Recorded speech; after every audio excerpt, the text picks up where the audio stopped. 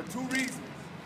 Reason number one, immigrants has made the Bronx, New York City, New York State, and the United States better. You see our economy here is up, crime is down, development is booming, and that's because out of the 1.4 million people who call the Bronx home, over 40% were born in another country. The proof, ladies and gentlemen, is in the pudding.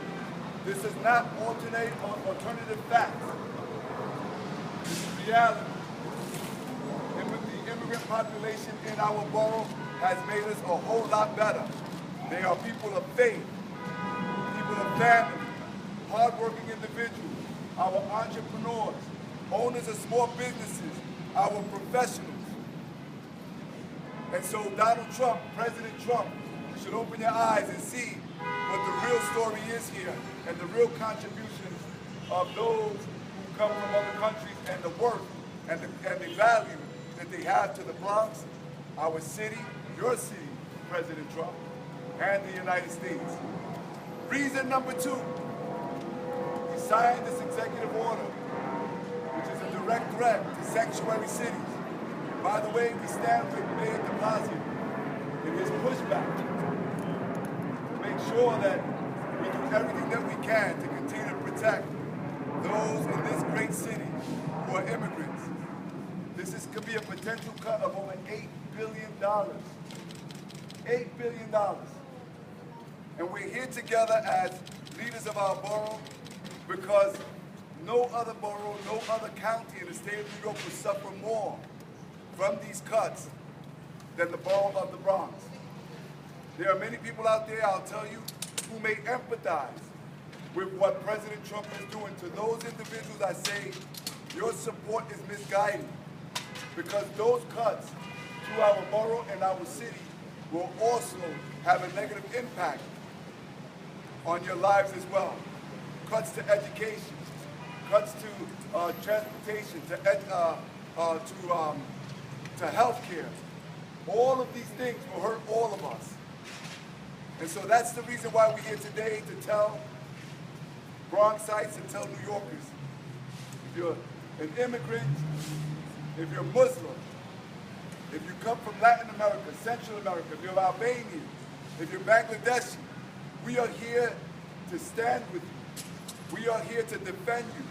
We are here to protect you. And in Washington, D.C., we currently have somebody who's been a strong voice. Tenemos un líder en Washington, D.C. ahora, un pionero. La realidad es que a Donald Trump, él tiene que entender que el inmigrante, aquí en la ciudad de Nueva York, en el condado del Bronx y en la nación, nosotros hemos beneficiado gracias al inmigrante. Son gente trabajadora, comunidad de familia, comunidad de fe. Entonces el asalto, la discriminación que estamos escuchando del presidente y de Washington, D.C., ellos tienen que ver la realidad. La realidad es que aquí nosotros hemos beneficiado y no hay ninguna otra voz más grande, ningún otro líder que puede enseñar al gobierno federal las cosas grandes y las cosas buenas que gracias a Dios vienen de la comunidad inmigrante. There's no other voice, a voice of conscience, a person who's at the right moment, at the right time, to stand up for all of us. He's a historic figure. He's a congressman, not only for Manhattan, but also for the Bronx, and he'll be a voice for all immigrants throughout the United States of America. Please help me welcome our new Congressman, Adriano Espaillat.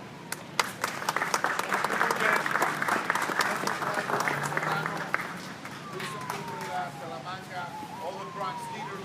You know, several decades back, a Republican president told Gorbachev, says, President Gorbachev, please tear down that wall. He was referring to the Berlin Wall. He was referring to the end of the Cold War between the then Soviet Union and the United States. We tell President Trump today, don't build that wall. We say that because we feel that his administration is peddling fear and hate. That in fact, these executive orders would translate into real hurt in the streets of the Bronx and throughout the United States. That we will potentially lose $130 million that was assigned to public safety, to efforts to combat terrorism. That New York City has done a great job, and the law enforcement community has done a great job to fight terrorism, but they need the tools that are necessary to combat that. And so we feel that these executive orders will not make secure communities. In fact, they will make insecure communities. Moreover, this process must be debated, fully debated, in the appropriation of the budget. And so, President Trump would criticize President Obama for emitting executive orders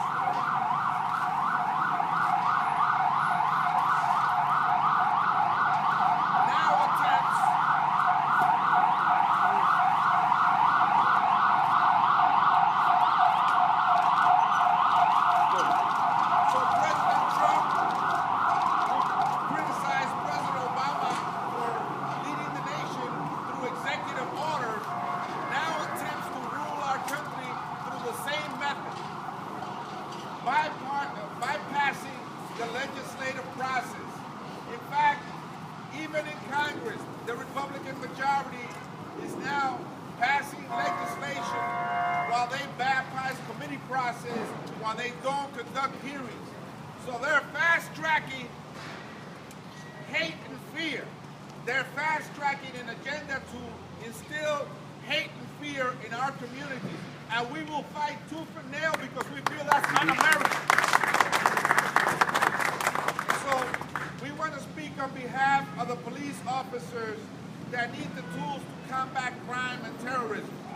We want to speak on behalf of women that are victims to domestic violence that may very well not show up at that precinct with the fear that she may be deported. We want to speak on behalf of children that these executive orders may result in cuts to education.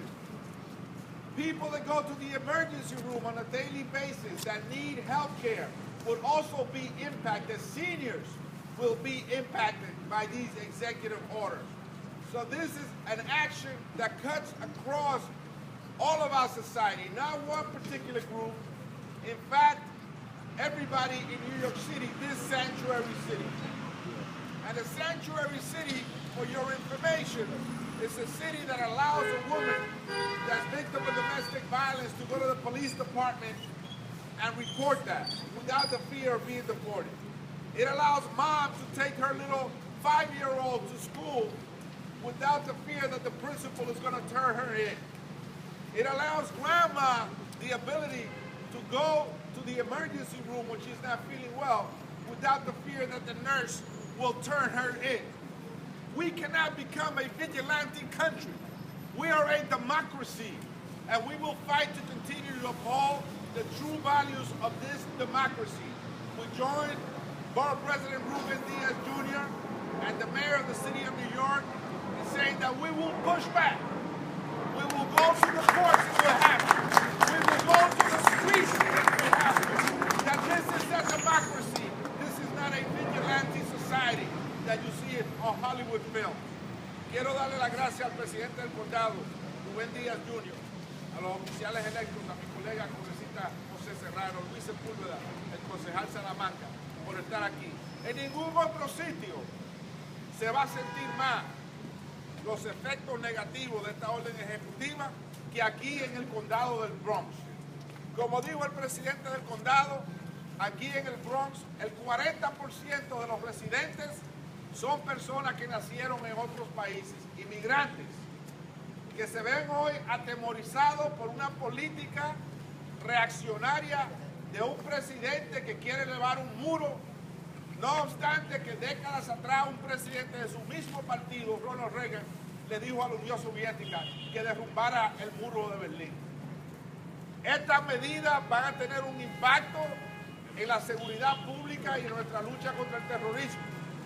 Se pueden traducir en recortes para la educación, para los envejecientes y para la salud.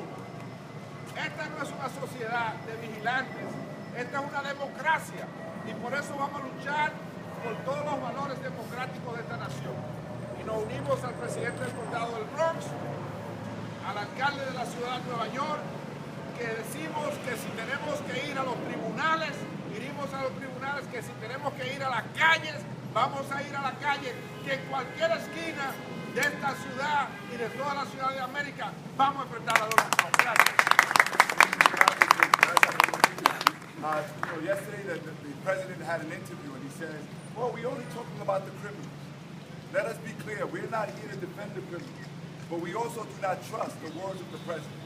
The president told us that he would release his taxes. Now he says that he's not. The president said that, Mexico was going to pay for the wall. Now he says that we're going to pay for the wall. So we do not trust his actions. That's the reason why we all come together. That's the reason why we speak to Bronxites and New Yorkers.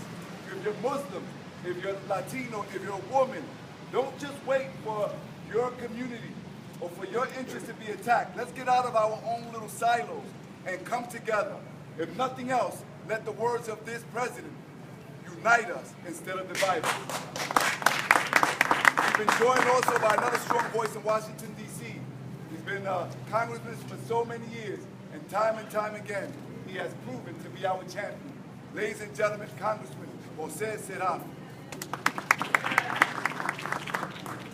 Thank you. First of all, I want to thank the Borough President, my colleague Adriano Espaillat, for bringing us together today for this important issue.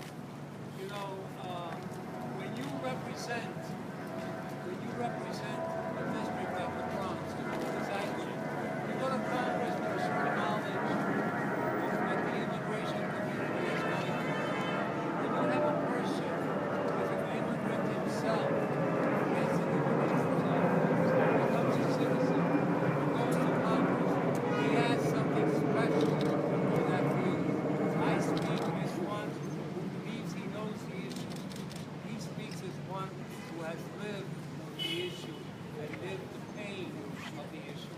Shame on President Trump, a man who comes from a city that has a statue that says, give me your poor, send me your huddle masses, send me those who are hurting, and then he's saying, but not if they're Mexican, not if they're coming from the southern border.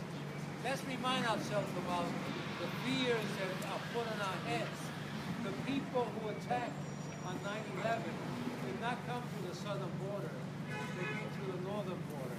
That's just a fact of life. But this president continues to tell us things that are just not true. And it's not easy to tell your president, whoever he is, that he's not telling the truth. But he told us Mexico was going to pay for the wall. Nobody asked him how. Well, Mexico told us yesterday they're not paying for the wall. So we're going to pay for the wall. So instead of building housing, instead of sending money to the city council or to the borough president to repair more things on the Grand Concourse or in other parts of the Bronx, we're going to be building a wall that we don't need. The greatest country on earth, the greatest democracy on earth, should never be seen as one who built a wall. We have an immigration issue, and notice I don't call it a problem, because a country built on immigrants can never have an immigration problem. Do we have an immigration issue? Yes, but the way to resolve it is comprehensive immigration reform. It's not by building a wall. And another thing, our job becomes more difficult every day when tomorrow is the president of young people, 8th graders. What do I tell them? How do I tell them that this country that they're learning about every day in their civics class is now going to have a registry to say that Muslims from certain countries cannot come in? That's not who we are as a country. Mr. President, you go around saying, let's make America great again. I say to you two things. America is already great. We just need more people to share in its greatness. And you don't make America greater by kicking people out of the country. You don't make America greater by singling out people. You don't make America greater by saying that some people are worthless. But people, here's another thing. There's so many things going through my mind. Now he says that 3 to 5 billion people voted illegally, and that most of them were undocumented, or he calls them illegal aliens. Those of us who know the undocumented immigrant community know that these people spend most of their life hiding.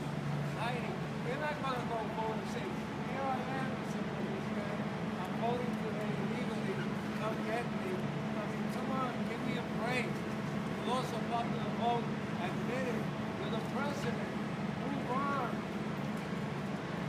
One last point, my friend. We have other issues in this country to deal with. We have to replace, if they're in fact going to get rid of Obamacare, and I call it Obamacare, 20 years from now, if survive, we'll have Social Security, Medicare, and Obamacare, and that'll be the focus. We should have something in place. Don't give us this nonsense about getting rid of something without putting something in place. What he did yesterday is horrible. Mr. Trump, wake up. You're a New Yorker. You're supposed to know better than that. You're supposed to be able to protect people. My last comment on Sanctuary City. Sanctuary City is something like a fort for the appropriations committee year after year. Sanctuary City allows a lady, a man, to go and talk to the police. And so, yes, I saw that guy steal the car. Yes, I saw that guy beat up a senior citizen. If you're now afraid that the police are going to become immigration officers, you won't speak to anybody. Crime will rise in our community. Let us continue to be who we are. I stand with Mayor de Blasio, I stand with Adriano, with our borough president, and say we will continue to be a sanctuary city. We will continue to be who we are. The last thing I'm going to tell you is that next week, God willing, I will become ranking member of the committee that oversees the Justice Department, the FBI, and the Bronx. The first thing I'm going to tell the Justice Department is that we're not going to let their department to go after them. I will push back. I will fight back. That's my promise to you. That's our promise to each other. Joined by also local members, and I think that is important because there's a lot of anxiety from many different folks in many different communities here in the Bronx and throughout the city of New York. So I think it's important for the residents to understand and see that leaders at every level of government are here to defend them. And from the New York State Assembly and also the chair of the Hispanic Task Force, as well as the Bronx Democrats, we have with us Assembly Member Marcos Crespo. Thank you, Mr. Borough President, to you, to Congressman Espaillat, Congressman Serrano, to all of my colleagues that are here. My message is not going to be to President Trump. He's made it very clear he's not interested in listening or thinking through logically the issues. My message is to those who believe or want to believe that President Trump is sincere in his effort. Let me break this down for you. He has been hypocritical from his campaign rhetoric till today with the nominations for cabinet members as well as these executive orders. How? Well, he talks about going after workers who are stealing jobs from American citizens.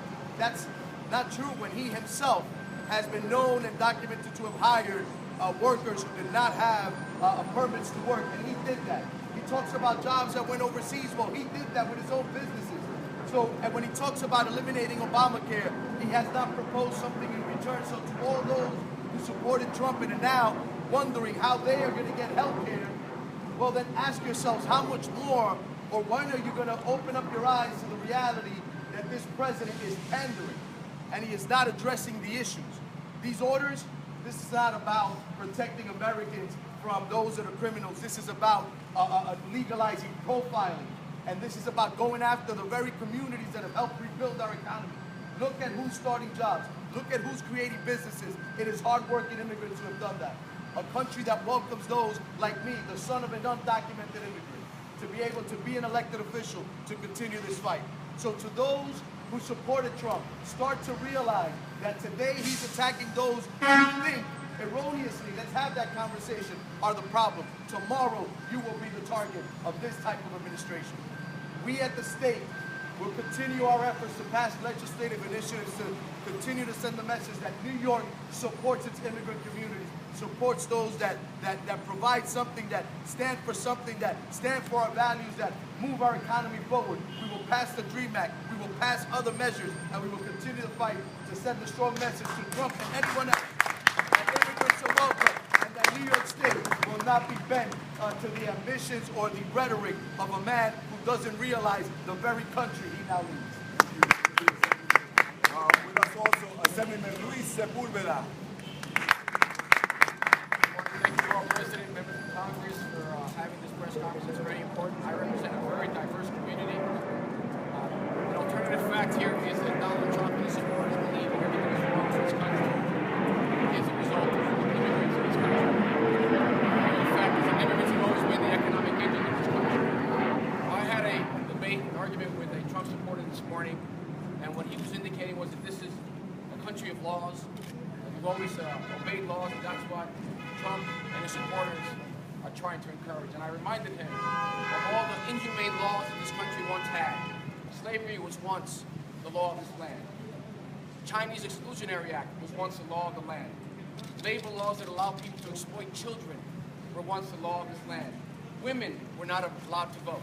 And even the Supreme Court has supported laws that were unjust. Remember Plessy versus Ferguson.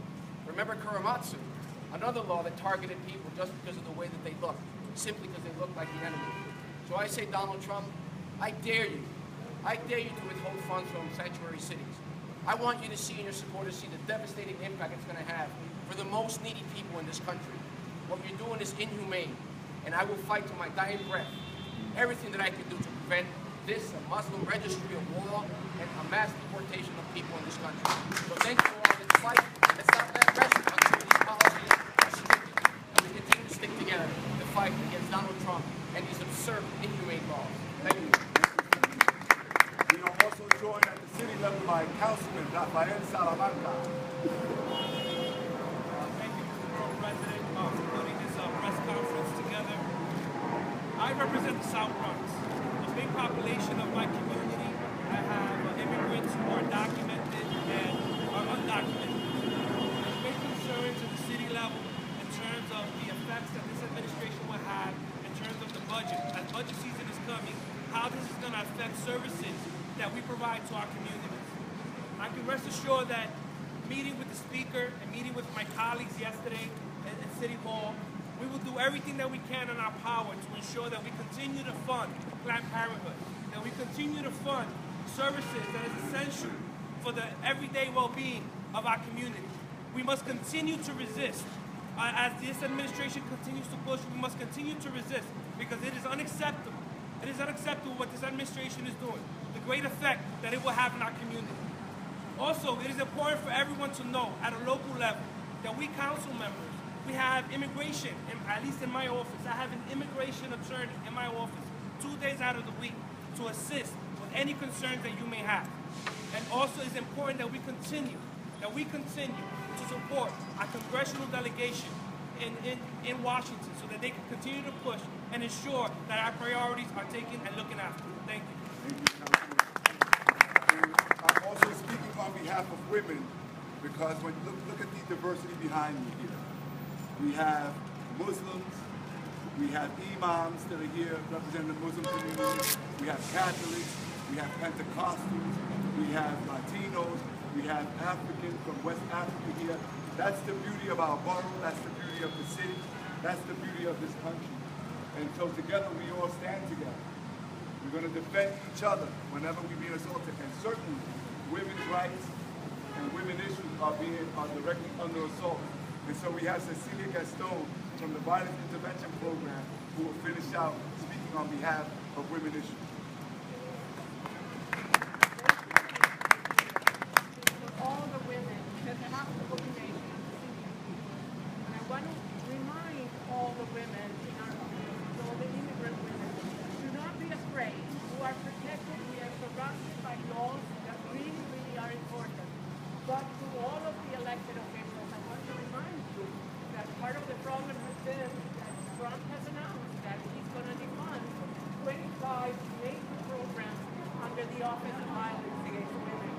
That is all of the laws that protect women in the street, chiquito rights. And it is really, really important for all the citizens across the city and across the state to remember that. The elected officials and my representatives here and in the state take our responsibility. Yo quiero recordarles a todos que gran parte de la inmigración son mujeres con hijos. Y aquí estamos defendiendo los derechos de las mujeres migrantes y de todas las latinas en la ciudad y en el país. Y quiero recordarles a todos que Trump ha anunciado que quiere recortar 25 programas en la Oficina de Violencia contra la Mujer, que nos protege y nos da el apoyo legal para protegernos del abuso en esta sociedad. Por favor, no tengan miedo y acuérdense que están protegidas. Gracias. Y para terminar brevemente en español, le quiero mandar un mensaje claramente a la comunidad latina. Estamos aquí, todos son oficiales electos de cada nivel del gobierno, para expresarle a las mujeres, a los dominicanos, si eres colombiano, si eres peruano, si eres ecuatoriano, si eres musulmano, africano, estamos aquí para defender y protegerlos a cada cual de ustedes. No tengan temor, tienen un liderazgo fuerte. Estamos trabajando para asegurar que ustedes sigan protegidos. Gracias. Thank you all. Thank you all for coming out. This is any questions. Any questions, anybody? President, Question. you said $8 billion is what New York's potential. How'd you get to that number? That's numbers that we get from the city. Like, just is that all the federal money in a given year? There's different from the different types of monies that are used for education, transportation, potentially, and so we don't know exactly what President Trump means when he says that he will defund sanctuary cities. We don't know exactly what that means. We know that there's precedents in the Supreme Court that says that you cannot carte blanche just defund areas, especially areas that are not germane to immigration issues. But that's a potentiality here, and so that's the reason why we don't have to band together. Particularly those individuals, I stress again, that may empathize and may support the actions of the president. Because this is going to affect them. I'm sorry. Question for Councilman Espaillat. Just forget.